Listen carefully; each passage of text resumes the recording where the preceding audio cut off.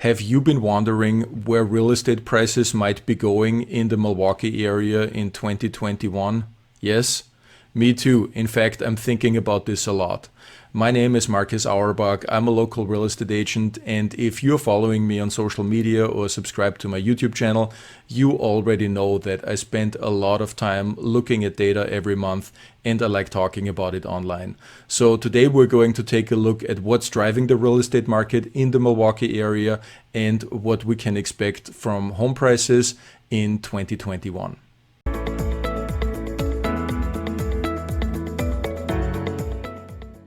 All right, let's start by recapping what happened so far. As you know, the Milwaukee market has been quite hot and prices have been going up. In fact, over the last 5 years, from $170,000 to $240,000 for a single family home. You can see here in 2015, we peaked out typically in June. And then this year, because of COVID, we got delayed. We peaked out in August at $260,000, and now the market is cooling off a little bit into the fall market. But even at this point, at $240,000, that is still an over 10% increase over the last 12 months. So now, of course, with this, we have the question, is this going to continue? What's going to happen with 2021? And to take a look at this, I'd like to start by looking at the housing market. What is actually driving the housing market? And other than the stock market or the general economy, the housing market is mostly driven by supply and demand.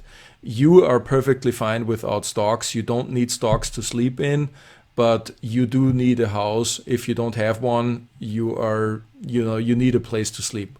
So that's what's driving the housing market. It's somewhat detached from the stock market and from the general economy and even from a pandemic. We have seen it this year with unemployment rates going up and with the pandemic going on. We have still seen house prices going up significantly on the national scale and also in the Milwaukee market. So it's really driven by supply and demand.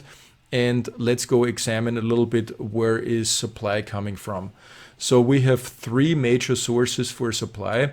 One of them is emigration. So that's when somebody is deciding that they don't want to live in Wisconsin anymore and they're moving to Florida. They're putting the house on the market for good. This is now a +1 for the available inventory. If somebody is selling a house and buying a house, that's a wash. We haven't gained additional inventory. But if they're moving out of the area, that is an additional source for inventory.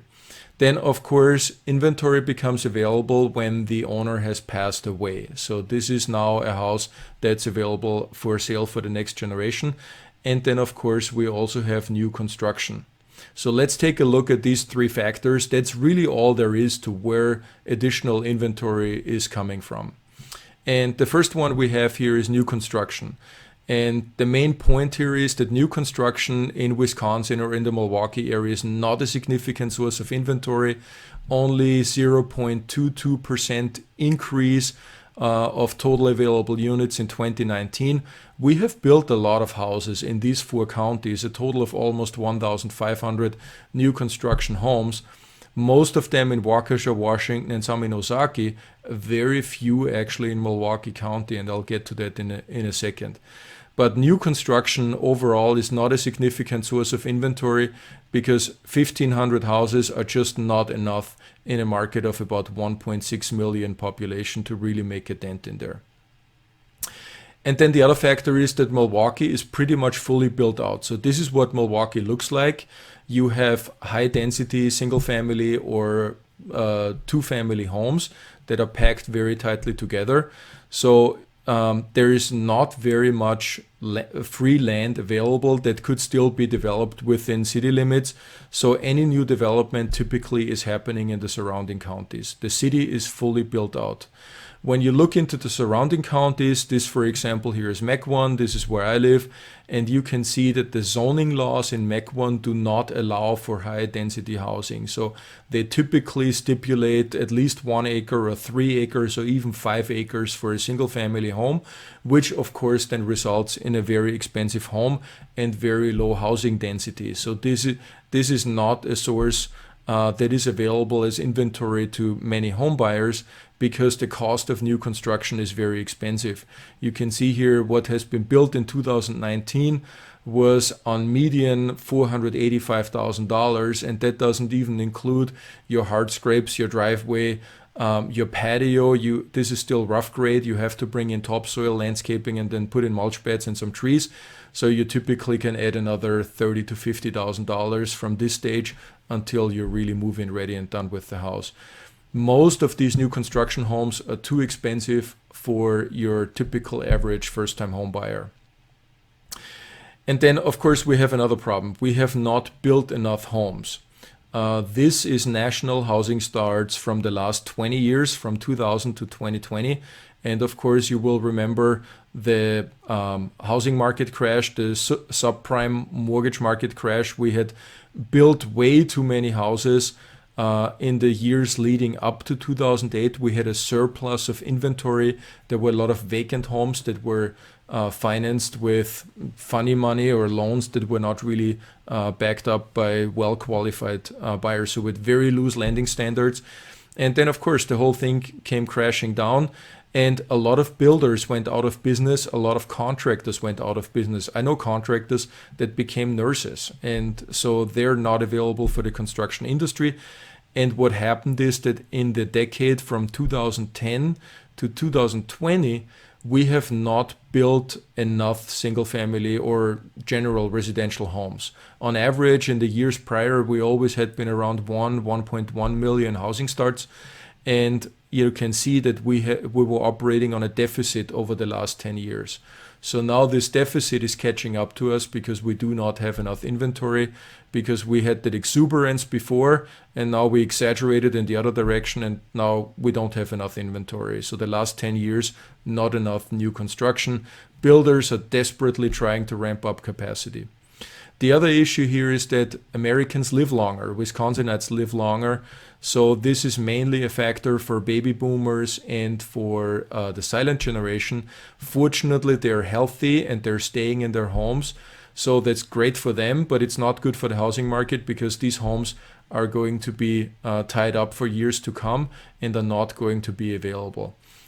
Just so you have a number here, we have about 500,000 deaths every year in southeastern Wisconsin. So this is this gives you an approximate idea on how many homes are going to become available because they're being vacated. So this is a lot more than new construction. If you remember, that was about 1,500 every year. So we have a lot more inventory coming from this source than we are seeing from new construction. So next, let's take a look where housing demand is coming from. For this purpose, I'm going to exclude people who are going to sell a home and buy a home because that is a net zero. We are interested in additional buyer demand. And we have two sources for that. We have immigration, typically driven by jobs, people who are moving into an area. And then we have changes in the demographics when young buyers are first time buying their homes. So let's go take a look at this. So Milwaukee is traditionally not a relocation destination. We're not like Florida where people are moving to for retirement. According to the last census, we have grown about 1.3% to now 1.6 million people for the Milwaukee metro area. So yeah, people are moving to Milwaukee, and I'm actually seeing the trend increasing a little bit because Milwaukee is becoming kind of cool and trending. And we have more relocation clients that are moving to Milwaukee. But still, this is not a huge major factor in driving demand. So if immigration is not driving demand, where is the additional buyer demand coming from? And in order to answer that, let's take a look at the demographics. You have here a breakdown of the US population as of 2020. And we have here the young generation, Generation Z. Then in yellow, we have the millennials. Then here you got my generation, the Generation X. Then the baby boomers and the silent generation. And what is happening now is that millennials, look at this, they are now between 21 and 38 years old. And for the first time, they're going into the housing market as buyers and they're buying their first homes. And they're a very large segment. So when you think of millennials, you probably have this kind of image in mind because this is way back when the term millennial was coined. These guys were, still quite young. If you look at millennials today, many of them look like this, and they're now entering the housing market and they want to buy their first home. The other thing to keep in mind with millennials is that when the housing market crashed in 2008 and the following years, they were between 12 and 27 years old.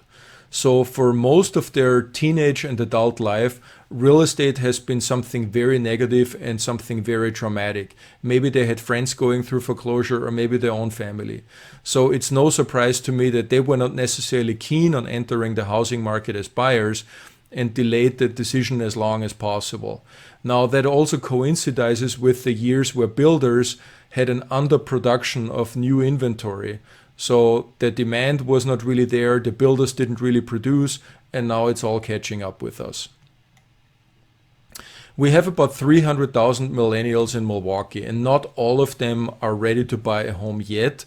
We have started the trend to change about 2 years ago when more and more millennials started entering the market. But this number is only going to increase every year, that more and more millennials are getting older and are finally making the decision that they need to buy their own home. Because the only other alternative they have is either staying with mom or dad or renting. And renting is becoming quite expensive, and buying a home is a much cheaper option for them. So sooner or later they're going to make that decision and are going to switch from renting a home to buying their first home. So let's take a look how the housing market has changed over the last 5 years. Inventory is dramatically down. We used to have about 13,000 units. We're down to less than 5,000. And the interesting thing is that even with less inventory, we are selling more homes per month. And we're doing this in a much faster pace. So the term low inventory is technically not exactly correct. I would say it's just much faster moving inventory. You can see that here we went from 6 months worth of inventory to about 2 months worth of inventory. And of course, this has been driving up prices from $170,000 to about $240,000. So with none of the external factors really fundamentally changing, I think we can expect a fairly strong housing market for Milwaukee for 2021. Before we wrap this up, let's take a look what the institutional analysts are forecasting for the next 12 months. As you can see, most of them are rather optimistic and are predicting single-family home prices to go up between 3.5% and 7%. CoreLogic is a little bit more conservative. They're worried about the coastal market, specifically about California, and I can see that California might be doing differently than the Midwest in the next year. So what are the big trends that we're going to see for 2021?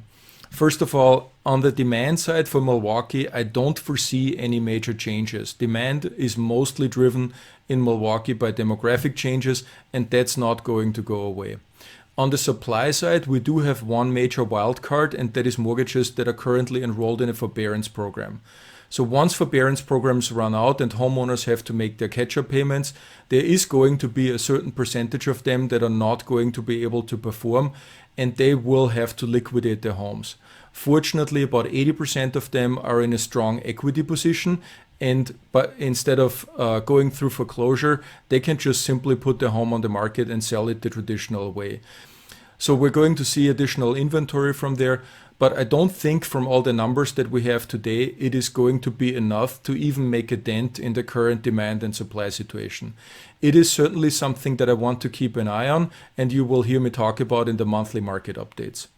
Remodeling is going to stay a major factor, either for homes that have just been purchased and are going to be remodeled, or for baby boomers and silent generation that are going to remodel their homes because they want to stay there.